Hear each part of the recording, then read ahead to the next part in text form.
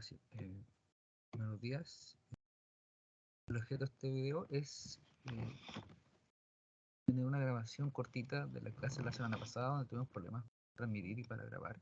Y posteriormente vamos a pasar rápidamente a la prueba que nos corresponde ver ¿ya?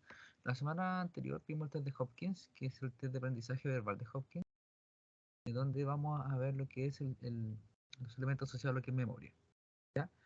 En ese sentido, el test de Hopkins se divide en tres partes. El recuerdo inmediato, el recuerdo diferido y el reconocimiento. Recuerden que tanto la parte 1 y 2 son las que se encuentran normadas, las que están validadas para nuestro país y Latinoamérica en realidad. No todas, pero muchos países de Latinoamérica.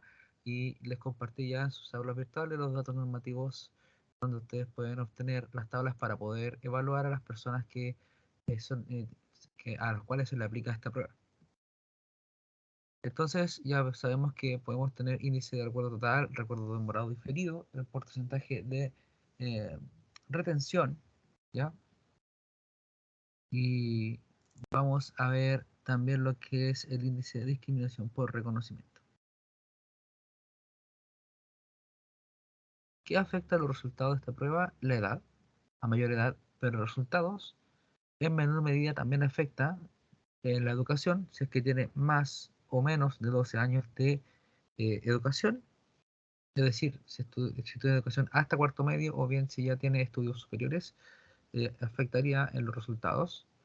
Y además se reitera de que en el caso del sexo femenino tiene igual mejores resultados, lo cual es común en las evaluaciones donde las respuestas del evaluado son verbales. ¿Ya? Reitero, eso no quiere decir que las mujeres hablen más. O sea, sí, pero como un halago, porque eso habla de la mayor cantidad de recursos verbales que tienen en general. ¿Ya? Eso. En nuestro país, en general, ¿cómo se aplica esta prueba?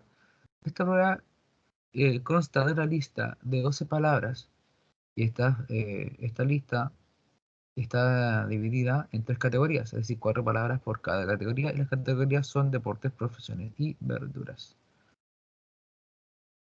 Se presentan inicialmente 3 ensayos y posteriormente se deja una etapa de interferencia para hacer la prueba del recuerdo diferido. Entonces, esta es la hoja de respuesta que pueden ver. Entonces, como decíamos, en la primera etapa, a la persona se le explica que se le va a leer un listado de palabras y una vez que se termine el listado, se le pide que diga todas las palabras que recuerde. Se leen idealmente todas estas evaluaciones que implican percepción auditiva por parte del evaluado, implican que las palabras se digan en una cadencia, una razón de una palabra por segundo, ¿ya? Y con prosodia neutra, es decir, que el acento, el tono y la entonación de la palabra sea adecuado, sea neutro, para que no se den algún tipo de clave de reconocimiento de palabras por la fonética. Entonces, eh, en esta hoja de respuestas, ¿cierto? Acá tenemos este protocolo. Tenemos acá a la izquierda el listado de las 12 palabras, ¿ya? En algunos casos puede existir variación. En nuestro país también se podría utilizar, por ejemplo, la palabra frijol, podría utilizarse la palabra poroto, o bien en vez de maíz, choclo, aunque ambas palabras son reconocibles, ¿ya? Así que no generaría mayor impacto el cambiar estas palabras, ¿ya? Entonces, recordemos, se lee el listado de palabras, se le pide a la persona que responda, uno va registrando acá las respuestas. Si hay un error, igual se puede consignar, pero no afecta en el resultado. Si hay una repitencia, mejor dicho, de palabras. Luego, en el segundo ensayo, lo mismo. Se lee el listado de palabras y la persona luego contesta. Esto por 3 veces. En el tercer ensayo se repite. Ya se consiguen acá abajo los totales por cada ensayo. Se suman los 3 resultados y eso nos va a dar lo que es el recuerdo de memoria total. ¿Okay? Y luego, entre medio, se establece una etapa de interferencia. Esta etapa de interferencia se da un espacio donde las personas van a realizar otras actividades que no tengan que ver con memoria verbal, ¿ya? Y uno puede aplicar otro test. Y si ustedes se fijan en las evaluaciones neurocognitivas, MOCA, el ACE-R, Generalmente, las pruebas de memoria son de las primeras que se aplican. Generalmente se parte por orientación, luego de la otra se pregunta orientación y algunas pruebas ya de memoria, ¿ya? Una primera etapa y después sigue con otras actividades y después de un tiempo se retoma la evaluación de memoria, ¿ya? Existe una interferencia entre medio. Entonces, se busca que entre medio estas pruebas no tengan carga verbal. Es decir, puede haber respuestas verbales, sí, pero por ejemplo reconociendo dibujos, objetos, sin necesidad de trabajar la memoria claro, con necesidad de recuperar palabras eh, asociadas a un uso de memoria. Ya generalmente se hacen actividades donde se utilizan elementos más motrices, por ejemplo, los cubos, dibujos, hago un reconocimiento de palabras, pero o reconocimiento de denominación de dibujos, pero así con trabajo forzado verbal no se hacen. Se recomienda no hacer en realidad. Luego de estos dos ensayos, la parte de arriba es lo normado, es lo que tiene número. Acá abajo tenemos la etapa de reconocimiento, que es la última parte de la evaluación. ¿Ya? En esta etapa son 24 palabras, un listado de 24 palabras donde el evaluador las va leyendo y la persona responde sí o no, es decir, si es que se encontraban o no en la lista inicial. Se debe ir identificando ese o N. En este cuadro, si ustedes se fijan, hay algunas palabras que tienen un fondo blanco. Son 12 palabras y estas palabras que están en el fondo blanco son aquellas respuestas correctas, que sí estaban en el listado inicial. ¿Ya? Luego, hay otras que tienen un fondo gris claro, y ese fondo gris claro eh, implica son palabras que no se encontraban en el listado inicial, pero sí eh, tienen relación con la categoría semántica. Es decir, el grupo o la categoría de esa palabra sí estaba, no la palabra. Por eso se conoce como error falso positivo relacionado semánticamente. Además, así como están estas palabras, hay otras que no se encontraban ni menos se encontraba la categoría. O sea, en ese sentido, hay un error positivo no relacionado semánticamente. Si bien esta parte de acá no está normada, ya no tiene un número de relación, ¿cierto? Eh, que nos puede dar un valor psicométrico validado, me refiero, si nos entrega información importante, porque vamos a ver que no hay norma para esta última parte, pero permite determinar problemas en la codificación y recuperación de la información. Por ejemplo, si hay problemas de recuperación, la última parte tendría un desempeño bajo. Esta parte de reconocimiento puede tener un desempeño bajo. Cuando hablamos de recuperación, nos estamos refiriendo al poder recuperar la información almacenada. Es como la capacidad de descargar la información que tenemos en la nube. ¿Ya? Y si hubiésemos problemas en la codificación, es decir, en la capacidad de procesar la información para grabarla, estaría afectada, podría estar afectada esta última parte. ¿Ya? Y también en la parte de lo que, la etapa de memoria diferida. O sea, habrían problemas en estas dos partes. ¿Ya?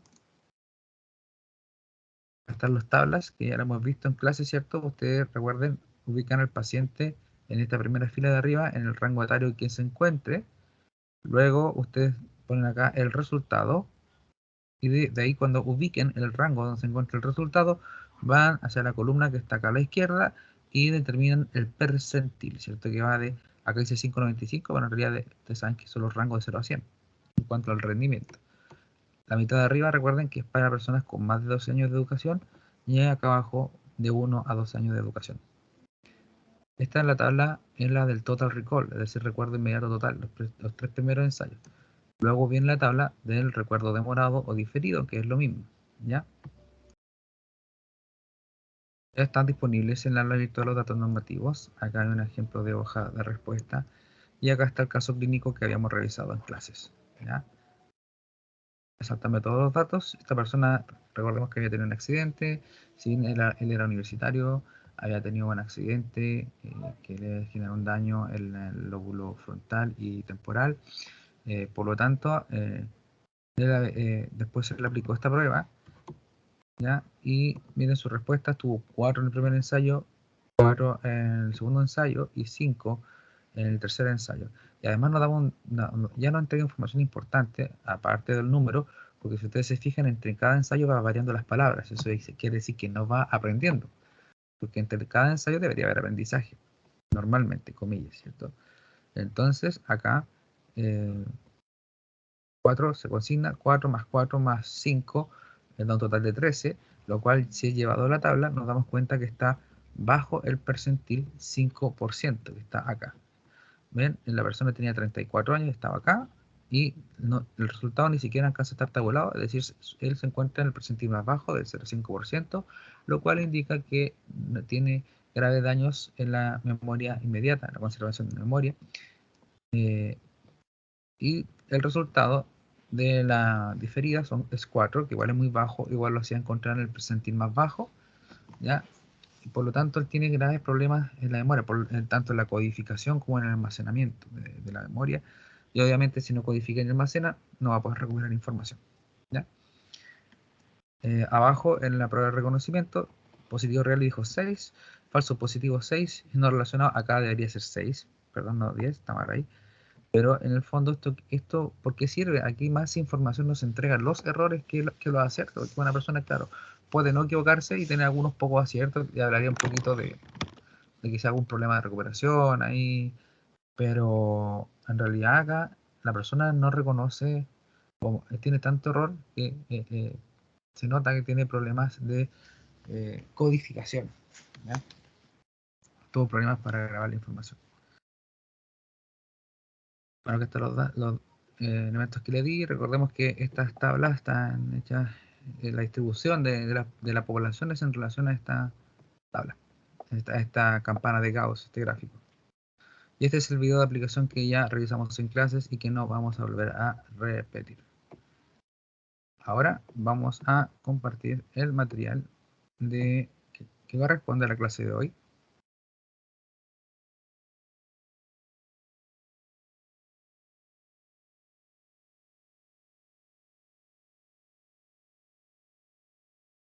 Ahí está. Ya lo abrí. Vamos a compartir. Vamos a compartir, disculpen. Ahí está.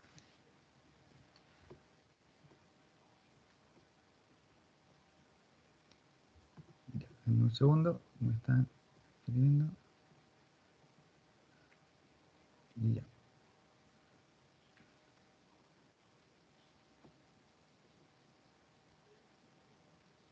Ahora sí. Bueno, lo que nos corresponde esta semana es el test de fluencia verbal o el FAS, ¿ya? Este proyecto es más que nada para que nos sirve para determinar, por ejemplo, temas de afasia, ¿ya? Vamos igual a ver otro elemento, otras pruebas que se lo vamos a mostrar, ¿ya? Este de fluencia verbal, en el fondo se da una tarea principal, puntual, y uno puede ver la capacidad de fluencia verbal, que en el fondo implica que la persona mencione una cierta cantidad de palabras, o mencione, mejor dicho, todas las palabras que se acuerdan en relación a una clave, en relación a una consigna, ¿ya? Entonces, obviamente, acá se activan todos los procesos que se relacionan a lo que es el léxico en general, ¿ya? Entonces, todas estas pruebas de fluencia verbal son técnicas que implican la actividad de diversos procesos cognitivos donde se destacan las funciones ejecutivas y acceso al léxico. Acceso al léxico. Eso implica, por ejemplo, que las personas hayan tenido posibilidad de conocer las palabras y la capacidad de recuperar esas palabras. Por lo tanto, igual se considera de la mano de la prueba de memoria, ¿ya? Estas son pruebas con carga verbal. Son las pruebas que no se deberían aplicar en el periodo de interferencia que mencionábamos delante, ¿ya? En este prueba en particular, el test de fluencia verbal o Fast Word Fluency, este es la prueba más utilizada para medir fluidez verbal, incluyendo fluencia fonética y semántica, y se aplica tanto a adultos como a personas más jóvenes. ¿Ya? Fonética, vamos a ver que tiene que, la clave son palabras con cierta letra y la semántica son palabras asociadas a una categoría, ¿ya? Entonces, en las tareas de fluidez verbal se solicita al individuo que produzca el mayor número de palabras en función a un determinado criterio, ya sea una evocación fonológica o una evocación semántica. Entonces, cuando el criterio es fonológico, se le pide a la persona que genere las palabras F que partan con F, A o S. ¿Ya? Son tres ensayos distintos. Cuando el criterio de evocación es semántico, se le pide que diga una categoría de palabras. En este caso, pueden ser animales, pueden ser nombres propios o a veces cosas de la casa, pero lo que más se utilizan son animales. ¿Ya? Uno lo que mide es el número total de palabras, pero también puede llevarse a cabo otro análisis como el número de repeticiones, el número de longitud de grupo de palabras de la misma subcategoría semántica o fonética o el número de interrupciones por categoría, de paso a otras categorías. Esto se refiere a si una persona, por ejemplo, eh, se puede ver, mejor dicho, reflejado cuando una persona trabaja en un área, por ejemplo, vendiendo fruta, vendiendo pescado en un almacén, a veces va a decir muchas palabras asociadas a su rol, ¿ya? Entonces habla un poco de la cercanía que las personas tienen con ciertos contextos, ¿ya?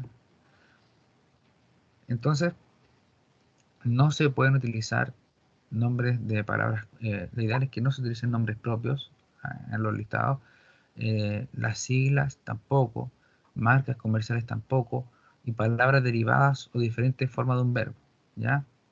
O de un sustantivo.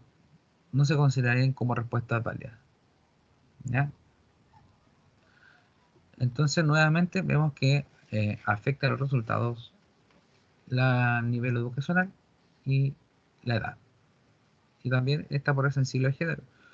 Un rendimiento levemente superior en mujeres, ¿ya? Entonces, lo que tiene que ver con la fonología, la fluidez verbal, semántica, sobre todo, eh, son muy sensibles a lo que es la edad y el nivel educacional. Obviamente, a mayor edad, también en edades muy bajas, puede darse, pero esto principalmente está enfocado en adultos, así que en mayor edad tú te vas a dar cuenta que hay peores resultados y también el nivel educacional hace que tenga un menor abanico de palabras, una menor base de palabras, ¿ya? Entonces, eh, otro elemento que no hay que dejar de lado para este análisis es que los estados anímicos sí influyen, ¿ya? Por ejemplo, las personas que tienen problemas de estado de ánimo bajo, unas distimias, se van a tener un resultado menor en esta evaluación. Acá está el protocolo, la hoja de respuestas, entonces en este caso se dan 60 segundos. Por si acaso, en la prueba anterior, el test de Hopkins, no se dan tiempo, ¿eh? No se considera el tiempo. Acá sí se dan 60 segundos por listado y se le pide a la persona que diga la mayor cantidad de palabras que pueda. Y uno va anotando las palabras acá, también puede considerar algunas las repeticiones, pero no puntúan, ¿ya? Puede comenzar con letra F, A o S, F, A o S. Estas letras se articulan de distintas maneras al modularse, por eso se seleccionan distintas letras, lo cual igual nos permitiría ver, por ejemplo, si existe algún tipo de trastorno del habla en general, sean fluencias u otro tipo, ¿ya? Entonces, uno tiene que solicitar que no digan diminutivos o aumentativos. Por ejemplo, si dice feo, no puede ser feito, feazo, feita. No puede repetir la palabra, ¿cierto? Eh, eso. Entonces, se puede apreciar a una pregunta si el participante no entrega respuesta a los primeros 10 segundos, si entendió lo que hay que hacer eh, o entendió o hay que reafirmar. Recuerden que es muy importante reafirmar que la persona entiende lo que está haciendo, ¿ya? Entonces, la puntuación total consiste en en la puntuación de cada letra y la categoría, ¿ya? Entonces se calcula aparte, ¿ya? Entonces vemos que hay tablas distintas. Esta es para la letra F, esta es para la letra A, y esta es para la letra S, y esta es para la categoría de animales. Si ustedes se fijan, siempre los resultados con mayor nivel educacional son mejores. Y los resultados más altos generalmente están acá en la entre bueno, van decreciendo de a poco, ¿ah? Pero siempre de los 18 años al 22, después solo 23, así, ¿ya? y se aplican así como nosotros ya lo mencionamos. A través lo mencionamos. Oh, se me cayó el programa. Voy a esperar un poquito, hubo un problema en el... Se me cayó el programa. Estoy reiniciando. Un segundo, por favor. Oh, ahí estoy abriendo de nuevo.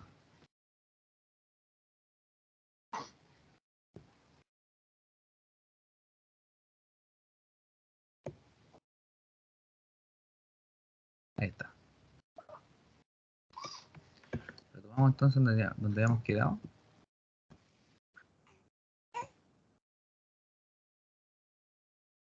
Simplemente para concluir, vamos a ver una aplicación de esta prueba FAS, ¿ya? La fluidez verbal. Voy a compartir el audio del equipo. ¿Está listo? Vamos allá. La misma señora que vimos la semana pasada.